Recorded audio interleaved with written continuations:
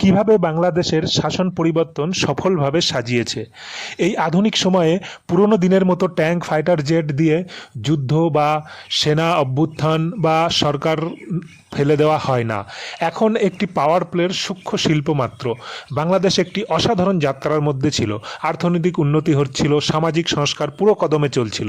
সব কিছুর কেন্দ্রে ছিল কারিশম্যাটিক নেত্রী প্রধানমন্ত্রী শেখ হাসিনা। তিনি ছিলেন শক্তিশালী বিদেশি শক্তির ওপর বাংলাদেশের নির্ভরতা কমাতে দৃঢ়প্রতিজ্ঞ।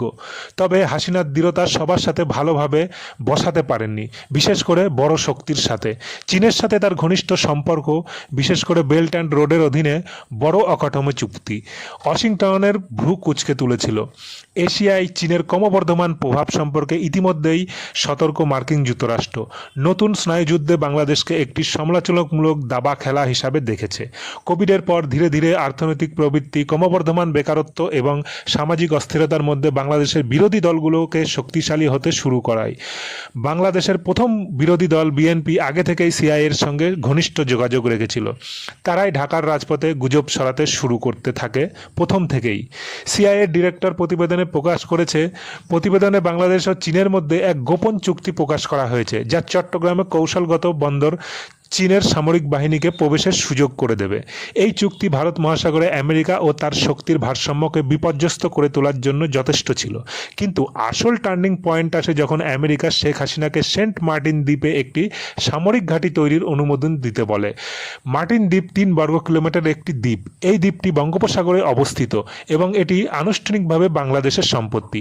আপনারা জানেন যে বাংলাদেশের পাশে অবস্থিত মিয়ানমারের দীর্ঘদিন ধরে সামরিক সংঘাতের সম্মুখীন। সেনাবাহিনী ও জঙ্গিদের মধ্যে চলছে রক্তক্ষয়ী যুদ্ধ।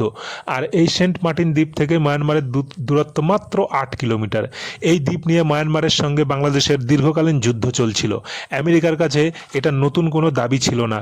2001 সালে সাংবাদিকদের সামনে শেখ হাসিনা খোলাখুলি বলেছিলেন, বিএনপি কিভাবে ক্ষমতায় এসেছিল আমরা জানি। তারা ভারতের কাছে তেল বিক্রি করে ও আমেরিকার কাছে জমি বিক্রি করেছে। সরকার গঠন করতে পারলে তারা আবার সেন্ট মার্টিন দ্বীপ আমেরিকার কাছে বিক্রি করে দেবে। 2024 সালে যখন আবার শেখ হাসিনা বলেছিলেন সাদা চামড়ার লোকেরা বিমান ঘাঁটি ও রানওয়ের দাবি করছে, আসলে তারা বাংলাদেশ ও মিয়ানমারের কিছু অংশ দিয়ে একটি খ্রিস্টান রাষ্ট্র তৈরি করতে চায়। এতে তারা কখনোই সফল হবে না। সিআইএ দ্রুত পরিস্থিতি বুঝতে পেরেছিল। হাসিনাকে থামানো না গেলে তারা দক্ষিণ এশিয়ায় আমেরিকার ভূ রাজনৈতিক হিসাব পাল্টে দেবেন। সিদ্ধান্ত হলো হাসিনাকে সরাতেই হবে। অপারেশন সুন্দরবন সক্রিয়। সিআইএ প্রথম পদক্ষেপটি ছিল হাসিনা সরকারের মধ্যে দ্বন্দ্ব সৃষ্টি করা। বিরোধী দল এবং সেনা কর্মকর্তারা নীরবে সিআইএদের সঙ্গে যোগাযোগ করেছিল। তারা অর্থনৈতিক এবং রাজনৈতিক সুবিধাও নিয়েছিল। বিএনপি ও জামায়াতদের জন্য ওটা স্বর্গীয় মুহূর্তের থেকে কম কিছু ছিল না। হাসিনার দুর্নীতি ও অব্যবস্থাপনার গল্প ছড়ানো, বিভ্রান্তমূলক প্রচারণা চালানো হয়। বাংলাদেশের স্টুডেন্ট লবি খুবই শক্তিশালী। বাংলাদেশ সরকারের ওপর চাপ সৃষ্টির জন্য সিআইএ ছাত্র লবি এবং দুটি জঙ্গি সংগঠনের সঙ্গে যোগসাযোগ করে। এক, কুকি চীন ন্যাশনাল ফ্রন্ট ও 2, United Liberated Front of Assam. আদালত ছিল হাসিনার বিরুদ্ধে। প্রতিবাদ উস্কে দিতে তারা কোটায় রায় দিয়েছিল, গণবিক্ষোভের আয়োজন করেছিল। সরকার বিরোধী বার্তায় ভরে গিয়েছিল সোশ্যাল মিডিয়া।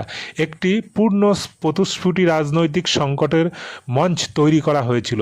বিশৃঙ্খলায় নিমজ্জিত বাংলাদেশ। হাসিনার পরাজয় মেনে নেওয়ার উপায় ছিল না। তিনি লোহার মতো কঠোর হাতে প্রতিবাদ করে সামাল দেন পরিস্থিতি। অনেক লোক মারা গেলেও কিছুদিন পর সেনাবাহিনী হাসিনাকে অসহযোগিতা করতে শুরু করে। উত্তরণের নেতৃত্ব দেওয়ার আদর্শ প্রার্থী হিসাবে নির্বাচিত হয়েছিলেন জেনারেল ওয়াকারুজ্জামান। আর একদিন আবার খবর শুনলাম বাংলাদেশের প্রধানমন্ত্রী পদত্যাগ করে দেশ ছেড়ে পালিয়েছেন। বাংলাদেশের সেনাবাহিনী তাকে দেশ ছাড়তে মাত্র 45 মিনিট সময় দিয়েছিল। প্রাণে বাঁচতে শেখ হাসিনা ভারতের শরণাপন্ন হন, কারণ ব্রিটেন ও যুক্তরাষ্ট্র কেউই ওনার ভিসার অনুমোদন দেয়নি। প্রাক্তন প্রধানমন্ত্রী হাসিনার দেশ ছাড়তেই তার দলীয় কর্মী ও হিন্দুদের ওপর অকথনীয় অত্যাচার শুরু হয় খুন, লুটপাটের এক অজব অরাজকতা। ওইদিকে বাংলাদেশের নতুন প্রধানমন্ত্রী হিসাবে শপথ নিতে চলেছেন আমেরিকার কাঠপুতলা ডক্টর ইউনিস। এবার তো বুঝতে পারছেন বাংলাদেশের এই অরাজকতার পিছনে কার হাত। এই বিশ্বে আজ পর্যন্ত যত যুদ্ধ হয়েছে তা এখনো বা হচ্ছে, তার পিছনে যার হাত, হ্যাঁ আপনারা ঠিকই ধরেছেন। নমস্কার বন্ধুরা, আমি বাপি এতক্ষণ আপনাদের সঙ্গে ছিলাম। পরবর্তীতে আরও একটি গুরুত্বপূর্ণ ভিডিও নিয়ে ফিরে আসছি, সঙ্গে থাকবেন।